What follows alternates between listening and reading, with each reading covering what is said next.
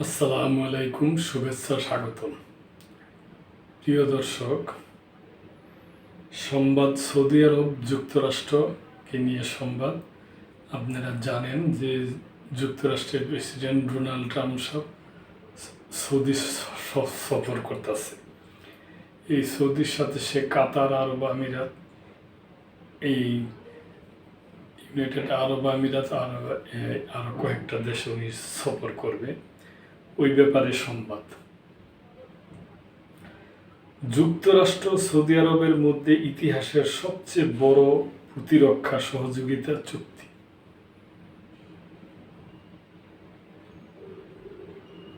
যুক্তরাষ্ট্র ও সৌদি আরবের মধ্যে ইতিহাসের অন্যতম বড় প্রতিরক্ষা চুক্তি স্বাক্ষরিত হয়েছে বলে ঘোষণা করেছে হোয়াইট হাউস। একে ইতিহাসের সবচেয়ে বড় প্রতিরক্ষা সহযোগিতা চুক্তি হিসাবে আখ্যা দিয়েছে যুক্তরাষ্ট্র। চুক্তির আওতায় সৌদি আরবকে আধুনিক যুদ্ধ সরঞ্জাম ও প্রযুক্তি সরবরাহ করবে যুক্তরাষ্ট্র, যার মূল্য প্রায় $142 বিলিয়ন।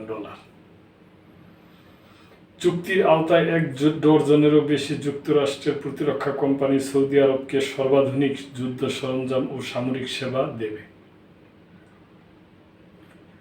মঙ্গলবার 13 মে সফরের চুক্তির অংশ হিসাবে রিয়াদে এক অনুষ্ঠানে অংশ নেন যুক্তরাষ্ট্রের প্রেসিডেন্ট ডোনাল্ড ট্রাম্প ও সৌদি ক্রাউন প্রিন্স মোহাম্মদ বিন সালমান MBBS।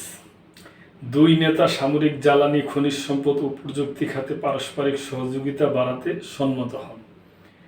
হোয়াইট হাউস জানিয়েছে, প্রতিরক্ষা চুক্তির পাশাপাশি আরও কয়েকটি রূপান্তরণমূলক বিনিয়োগ চুক্তি স্বাক্ষরিত হয়েছে, যার মোট মূল্য $600 বিলিয়ন কাছাকাছি। এর মধ্যে রয়েছে প্রযুক্তি, শক্তি ও খনি শিল্প খাতে বেশ কয়েকটি বড় ধরনের চুক্তি। চুক্তি স্বাক্ষর অনুষ্ঠানে Google, Nvidia, Amazon, OpenAI, Tesla ও বোয়িংয়ের শীর্ষ নির্বাহীদের উপস্থিতি বিশ্বজুড়ে আগ্রহের জন্ম দিয়েছে। প্রেসিডেন্ট ট্রাম্প যুবরাজ সালমানের নেতৃত্বের প্রশংসা করে বলেন, আমাদের দুই দেশের ব্যবসায়িক সম্পর্ক অভূতপূর্ব উচ্চতায় পৌঁছেছে।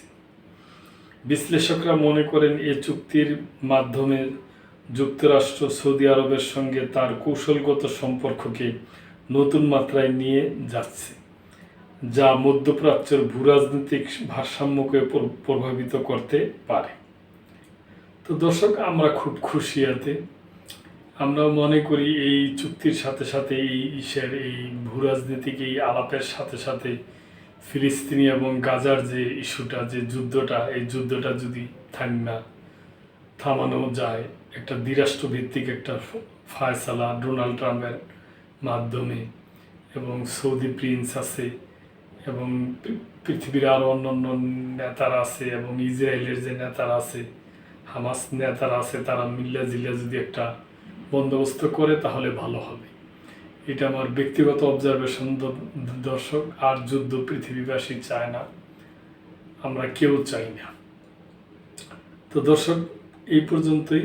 লাইক, কমেন্ট, শেয়ার করে চ্যানেলটির পাশে থাকবেন। আল্লাহ হাফেজ।